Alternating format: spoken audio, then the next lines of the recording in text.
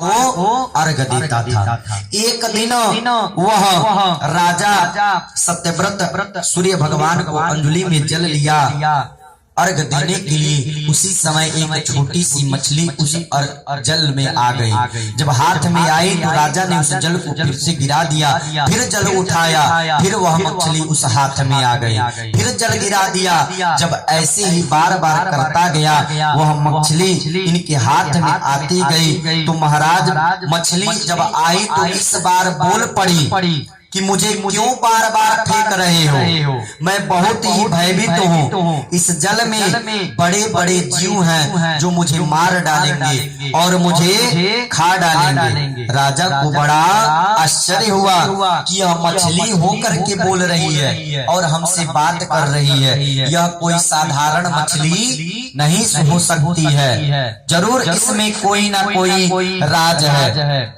उस राजा ने सत्यव्रत ने उस अंजलि में जो जल था, जल मछली के सहित ला करके अपने कमंडल में रख दिया, कमंडल में डाल दिया। संध्या वंदन आदि से निवृत्त होकर घर आया और घर आकर के देखा कि वह मछली इतनी बड़ी हो गई है कि कमंडल में फंस गई है। जब कमंडल में फंस गई है तो वह निकाल करके एक बड़े पात्र में रख दी।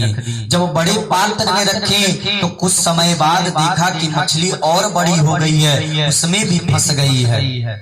तब उस समय मछली बोल पड़ी, महाराज इसमें तो मुझे बहुत कष्ट हो रहा है, कोई बड़ी सी और जगह देखिए, उसमें मुझे रखिए। तो एक उससे बड़ा नाला था, वह उसी में डाल दिए। जब उसमें डाल दिए थोड़ी देर बाद मछली कहती है, महाराज इसमें भी अब मुझे बहुत पीड़ा हो रही है, बहुत कष्ट हो रहा है। और देखते देखते इतनी बड़ी हो गई कि उन्होंने उसे एक जलाशय में डाला, उसमें भी जब बड़ी हो गई मछली कहने लगी कि हे राजा, आप यह प्रलय होने वाला है इस संसार का, आप कुछ प्रबंध कर लीजिए अपने बचाव का, क्योंकि अब इस संसार का प्रलय होने वाला है, सब जल मग्न हो जाएगा। सत्यव्रत हाथ जोड़ लिए बोले, महाराज आप कौन हैं? मछलियां तो मैंने बहुत देखा,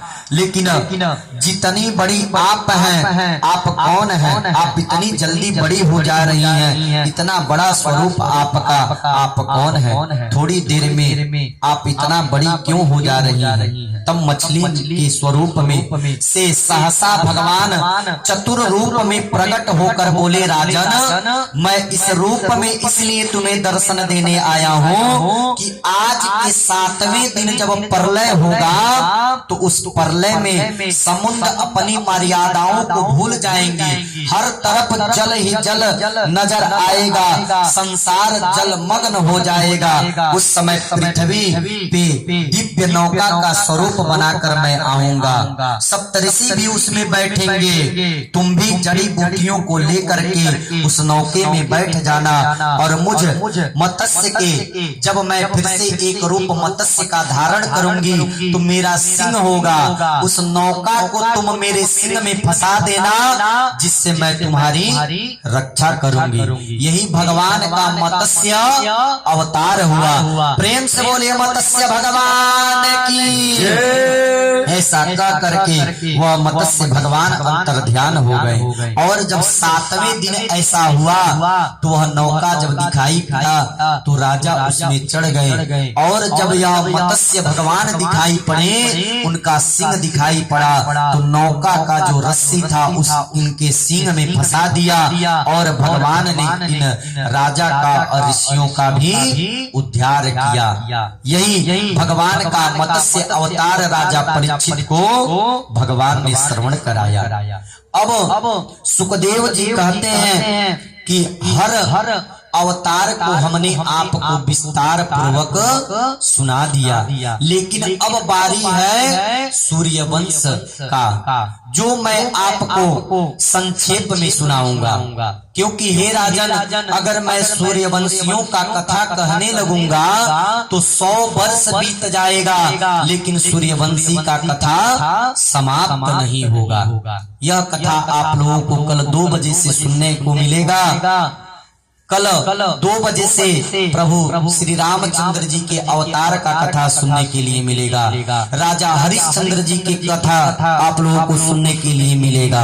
स्वस्ति श्रीमद्भागवते महापुराणे परमहंसहितायां सत्यासंतो जजमानस्य संकल्पित कामा सत्यासंतो जजमानस्य संकल्पित कामा श्री कृष्ण चरणार्पणमस्तु। प्रेम से बोले वृंदावन बिहारी लाल की, भक्तवत्सल भगवान की, श्रीमद् भागवत महापुराण की, कृष्ण भगवान की। और कल रात्रि कालीन बेला में भगवान कृष्ण जी का कथा के माध्यम से अवतार कराया जाएगा। कल भगवान कृष्ण के अवतार का कथा आप लोगों को रात्रि कालीन बेला में भी श्रवण कराया जाएगा। गोविंद जय जय।